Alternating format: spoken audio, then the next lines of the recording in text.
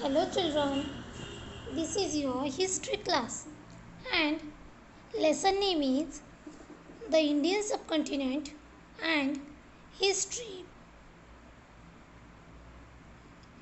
In the last video, we have studied what is history and geographical conditions and the course of history. So, let's recall the meaning of history. History is coherent account of the past events, that is, history studies events in the past. We saw that there is a relation between history and geography. Time, place, society, and individuals are the pillars of history, and place is related to geography. In this sense, history is related to geography.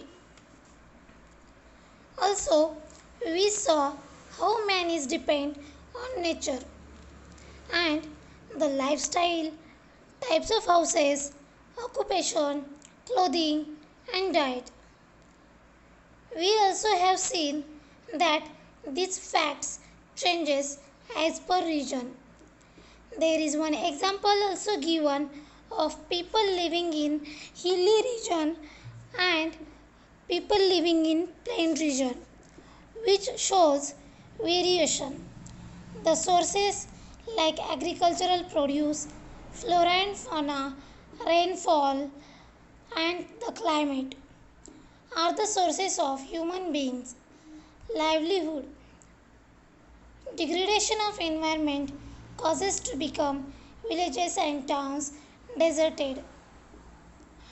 In this lesson, we are going to study geographical features of India. As our country is large in area, which extend far and wide, we see various hills, plains, plateaus, mountains, valleys, etc. See the map of India. At the north lie the Himalayas, to the east Bay of Bengal, to the west the Arabian Sea, and to the south Indian Ocean. Except Andaman and Nicobar, whole country is contiguous. It means it is continuously a land. Only Andaman and Nicobar are the islands situated in between the sea. Before 1947, Bangladesh and Pakistan were the part of India. Some of the regions of our India are important geographical features. While studying Indian history, we have to study the geographical features of India. Those are the Himalayas, the plains of Sindhu, Ganga, Brahmaputra rivers, the Thar desert, the Deccan plateau, the coastal regions, and last is the islands in the sea. Himalayas. The Hindu Kush and Himalaya ranges have created an impenetrable wall on the northern side of the Indian subcontinent. This wall has separated the Indian subcontinent from the desert of Central Asia.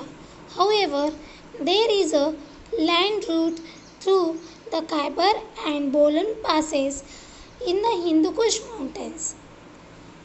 This route was connected to an ancient trade route. The trade route from China passed through Central Asia and reached Arabia. It is known as the Silk Route or Silk Road because silk was the main commodity exported to the western countries using this road. The route through the passes was used by many foreign invaders to enter ancient India. Many foreign travelers also came to India by this route. The plains of Sindhu, Ganga, Brahmaputra, the west to the present day Bangladesh in the east. It was in the region that the earliest Indian civilization of Harappa and the later states and empires of ancient India emerged. See the map. In the map, the area is given of the plains occupied by the rivers like Ganga, Brahmaputra, and Sindhu.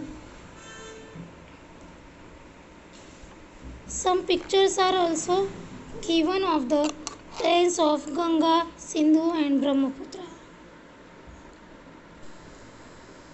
The Thar Desert.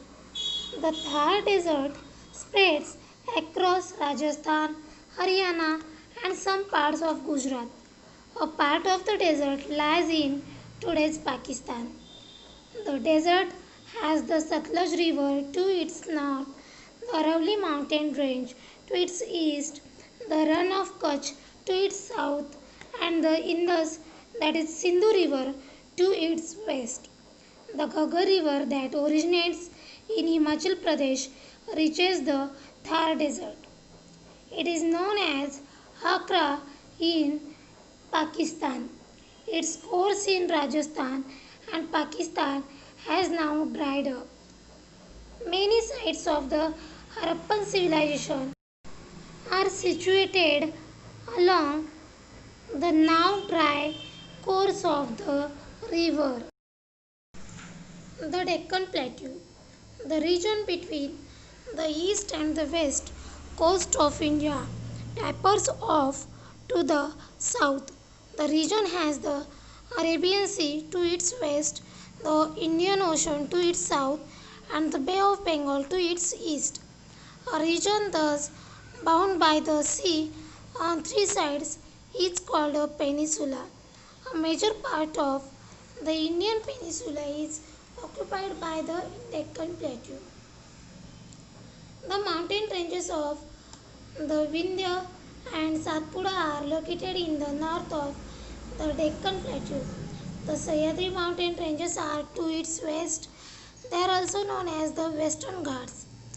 To the west of the Sahyadris is the coastal region of Konkan and Malabar. The mountains on the eastern side of Deccan Plateau are known as the Eastern Ghats. Deccan Plateau has fertile land where many post Harappan agrarian cultures flourished. Deccan Plateau was a part of the Maurya Empire, the largest in ancient India. After the decline of the Maurya Empire, too, several other kingdoms and smaller empires continued to flourish in this region.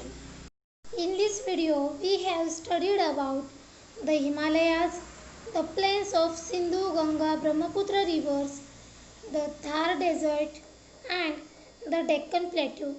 In next video, we will study about the coastal regions and the islands in the sea.